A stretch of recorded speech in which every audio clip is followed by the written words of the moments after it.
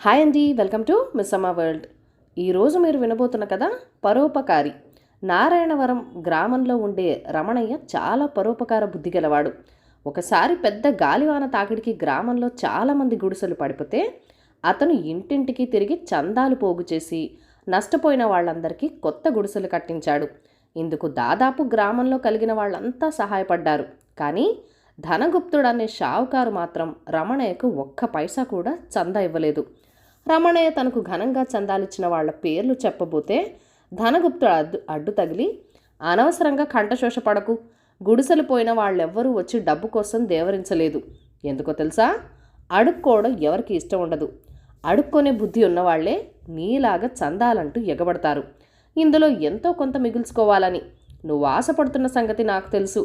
నీ బోటి వాళ్లకు ఏనాడు సహకరించను అన్నాడు. గ్రామంలో చాలామంది రమణయ్య దేవుడంటూ పొగిడారు. అయినా అతడికి తృప్తి కలగలేదు. ధనగుప్తుడు తనను నానా మాటలు అన్నాడు గనక ఎలాగైనా అతడికి బుద్ధి చెప్పాలని రమణయ్య తాపత్రయం. ఉన్నట్టుండి ఒక రోజున అతను ధనగుప్తుడి దగ్గరికి వెళ్ళి, తెలుసో లేదో గ్రామమంతా నన్ను పొగుడుతున్నది.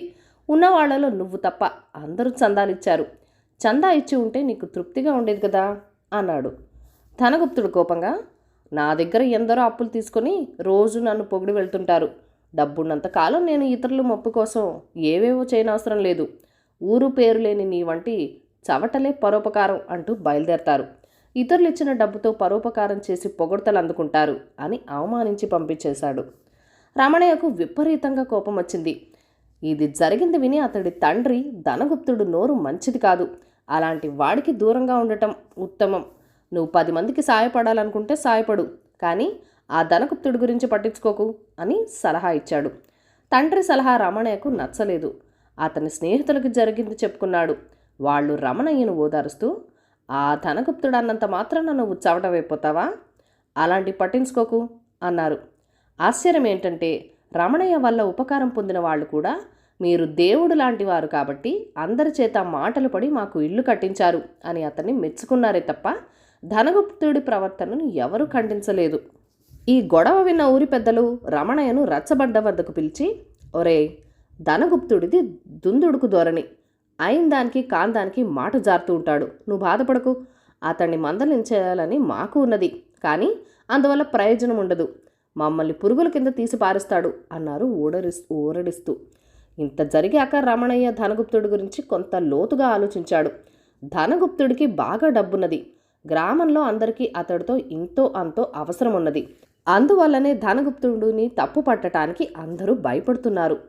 తన కసి తీరేలాగా ధనగుప్తుడిని అవమానం పాలు చేయటం ఎలా అని రమణయ్య పథకాలు వేస్తుండగా అతడికి ఒక మంచి అవకాశం చిక్కింది.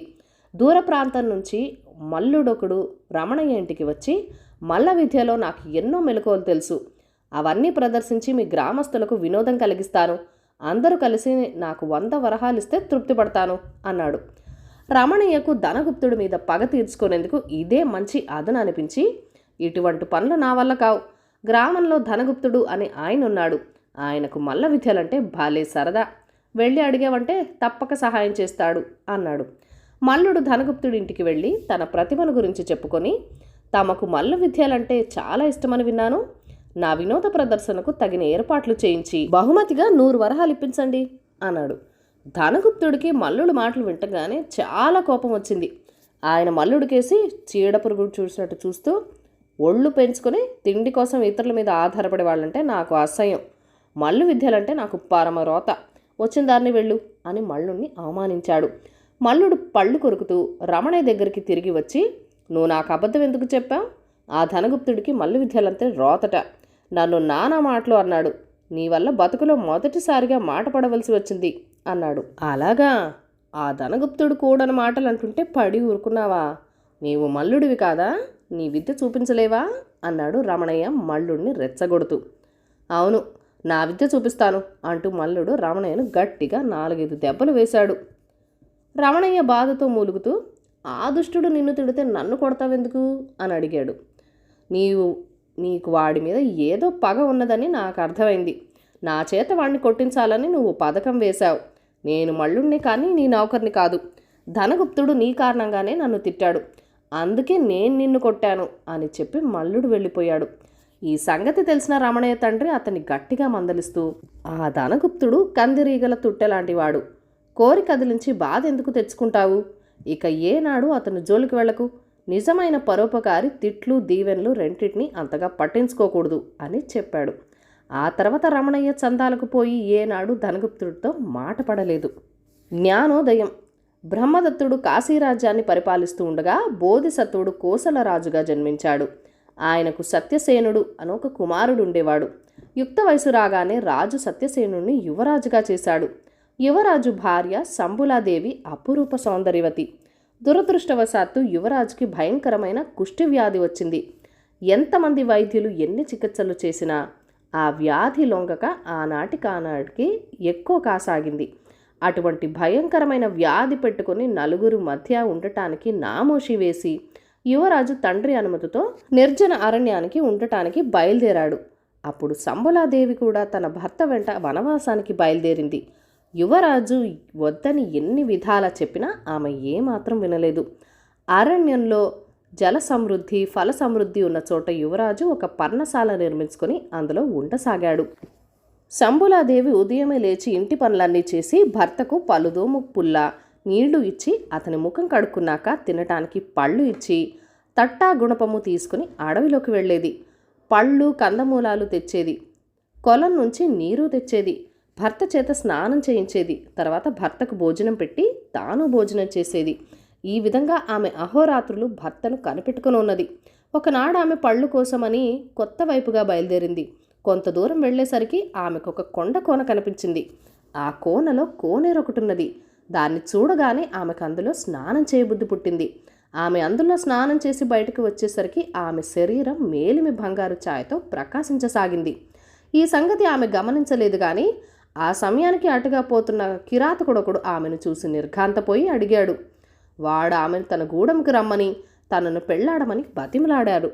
ఆమె దారికి అడ్డుగా నిలబడి కదలనివ్వలేదు. అది చూసి సంబులాదేవి, ఓరి పాపాత్ముడా, నాశనమైపోతావు అంటూ బిందెలో నీరు వాడి మీద చల్లింది. పిడుగు దెబ్బ తిన్నవాడల్లే వాడు పడిపోయాడు. కిరాతకుడి బెడ వదిలించుకొని నీరు పళ్ళు తీసుకుని పర్ణశాలకు వచ్చేసరికి చాలా పొద్దుపోయింది. భర్త ఇంత ఆలస్యమైందే అని అడిగాడు. శంభులాదేవి జరిగిందంతా చెప్పింది. కానీ భర్త నమ్మక, ఆడవాళ్లు ఎన్నైనా కల్పించగలరు, ఎక్కడ తిరిగినా నిన్ను అడిగేవాళ్లు లేరు అన్నాడు. స్వామి, నేను చెప్పేది సత్యమైతే మీ వ్యాధి ఈ నీటితో నయమైపోవాలి అంటూ బిందెతో తెచ్చిన నీరు భర్తకు అభిషేకం చేసింది. వెంటనే ఇంద్రజలంలాగా అతని వ్యాధి తుళ్ళి రాలినట్టు రాలిపోయి అతని శరీరం కూడా బంగారంలాగా మెరవసాగింది. తన భార్య పాతివ్రత్యం కంటే తన వ్యాధి నయమైందన్న విషయం సత్యసేనుకుడు ఎక్కువగా ఆనందం కలిగించింది. అతడు వెంటనే బయలుదేరి కోసల రాజధాని నగరానికి వచ్చి ఉద్యానవనంలో విడిది చేసి తన రాకను గురించి తండ్రికి కబురు చేశాడు. రాజుగారు స్వయంగా ఛత్ర చామరలతో బయలుదేరి ఉద్యానవనానికి వచ్చి తన కుమారుడికి స్వాగతం చెప్పాడు. యువరాజు వ్యాధి నయం కావటానికి గాను సహాయపడినందుకు, అతనితో సమానంగా అరణ్యవాసం చేసినందుకు సంబులాదేవికి పట్టపురాణి హోదా ఇస్తూ ఉత్తర్వు చేశాడు. తాను వానప్రస్థం స్వీకరించి సత్యసేనుడికి రాజ్యాభిషేకం చేశాడు. తండ్రి ఉత్తర్వు అనుసరించి సత్యసేనుడు సంబులాదేవి పట్టపురాణిగా చేసుకున్నాడే గాని ఆమె పట్ల పూర్తిగా ఉదాసీనుడై తన ఇతర భార్యలతోనే ఎక్కువ కాలం గడపసాగాడు. భర్త అనాదరణ వల్ల, సవతుల ఈర్ష్య వల్ల సంబులాదేవి చిక్కి శల్యమైపోయింది. ఇలా ఉండగా ఒకనాడు మామగారు సంబులాదేవి ఇంటికి భోజనానికి వచ్చాడు. ఆమె స్థితికి ఆశ్చర్యపడి, ఎందుకిట్లా కృషించిపోయావు అని అడిగాడు. భర్త ఆదరణ లేని భార్య ఇంకెట్లా ఉంటుంది అన్నది సంబులాదేవి. ముసలిరాజు జరిగిందంతా విని సత్యసేనుని పిలిపించి, నాయనా, కృతజ్ఞత కంటే మహాపాతకం ఇంకొకటి లేదు. భయంకరమైన వ్యాధితో నువ్వు మనుషుల మధ్య ఉండలేక అరణ్యానికి పారిపోయినప్పుడు నీ వెంట ఉండి రాత్రింబవళ్ళు నీకు సేవ చేసి చివరకు నీ వ్యాధి కూడా నయం చేసిన భార్యను రాజ్యం చేతికి చిక్కగానే తృణీకరిస్తావా? ఈ రాజ్యాలు వైభవాలు ఎవరికైనా లభిస్తాయి, కానీ పతివ్రత అయిన భార్య ఎవరో అదృష్టవంతునికి గాని లభించదు. కనుక సంబలాదేవిని అనాదరణతో చూడకు, అందువల్ల నష్టపడేది నువ్వే అని బోధించాడు. సత్యసేనుడు జ్ఞానోదయం కలిగిన వాడే భార్యకు క్షమాపణ చెప్పుకొని ఆమెకు తనపైన తన ఇతరుల భార్యపైన అంతులేని అధికారాలిచ్చి ఆమెను ఆదరణతో చూస్తూ కాలం గడిపాడు. లంచగొడ్డి. శిలంగేరి దేశపు రాజు ఆస్థానంలో కర్కట శాస్త్రి అనే ఒక జ్యోతిష్క పండితుడుండేవాడు. అతడు తాను దేవి ఉపాసకుడని, ఆమె కృప వల్ల ఏ విషయంలోనైనా నిజ నిజాలు బయటపెట్టగలని రాజుని నమ్మించాడు. ఆ కారణం చేత రాజు తన వద్దకు వచ్చిన ఫిర్యాదుల గురించి కర్కట శాస్త్రికి చెప్పేవాడు. శాస్త్రి దేవి కృప పేరుతో ఎక్కువ లంచం ఇచ్చిన వాళ్లకు అనుకూలంగా రాజు చేత తీర్పులు ఇప్పించేవాడు. శాస్త్రి లంచగొడ్డి అని, అతడిదేమీ దేవి కృప అబద్ధమని ఆస్థానంలో పుకార్లు బయలుదేరినాయి. ఈ సంగతి విన్న రాజు మంత్రిని ఈ పుకార్లో ఉన్న నిజమెంతో తెలుసుకోవడం ఎలా అని అడిగాడు. మంత్రి ఆయనకు ఒక ఉపాయం చెప్పాడు. రాజు కర్కట శాస్త్రిని పిలిచి, మన ఆస్థాన ఉద్యోగి శ్రీపతి మరొకరిపై లంచగొడ్డి అని ఫిర్యాదు చేశాడు. కొన్ని ముఖ్యమైన కారణాల వల్ల అతడి పేరు రహస్యంగా ఉంచాను. శ్రీపతి ఆరోపణ ఎంతవరకు నిజమో తెలుసుకొని రేపు సభలో బయటపెట్టండి. నిజంగా అతడు లంచగొడ్డి అయితే కఠినంగా శిక్షిస్తాను అన్నాడు. ఆ రాత్రి శ్రీపతి శాస్త్రిని కలుసుకుని, అయ్యా, నేనొకరిపై లంచగొడ్డి అని రాజుగారికి ఫిర్యాదు చేశాను. అది నిజమని తేలకపోతే రాజుగారు నన్ను కఠినంగా శిక్షిస్తారు. కనుక మీరే సహాయపడాలి అని 1000 వరహాలు శాస్త్రి చేతిలో పెట్టాడు. మర్నాడు శాస్త్రి సభకు పోయి దేవి కృప అంటూ కళ్ళు మూసుకుని తెరిచి, మహారాజా, శ్రీపతి ఫిర్యాదు నిజం అన్నాడు. రాజు వెంటనే భటులకు శాస్త్రిని బంధించమని ఆజ్ఞ ఇచ్చాడు. శాస్త్రి వణికిపోతూ, మహారాజా, నేనేం నేరం చేశానని బంధిస్తున్నారు అని అడిగాడు. శ్రీపతి లంచగొడ్డి అని ఫిర్యాదు చేసింది నేమేదే అన్నాడు రాజు. ఈ కథను రచించిన వారు కొలార్ కృష్ణ అయ్యర్ గారు. కథ కంచికి మనం ఇంటికి. ఈ కథల్లో మీకు ఏ కథ నచ్చాయి నాతో కామెంట్ సెక్షన్లో షేర్ చేసేయండి. మీ అమూల్యమైన ఫీడ్బ్యాక్ అండ్ సజెషన్స్ నాతో షేర్ చేసేయండి. మన ఛానల్ని ఫస్ట్ టైం చూస్తున్నట్లయితే కనుక ప్లీజ్ సబ్స్క్రైబ్ చేసుకొని మీ సపోర్ట్ ఇవ్వండి. అలాగే మీ ఫ్రెండ్స్ అండ్ ఫ్యామిలీకి మన వీడియోస్ని షేర్ చేసేయండి. Thank you for watching. Bye bye.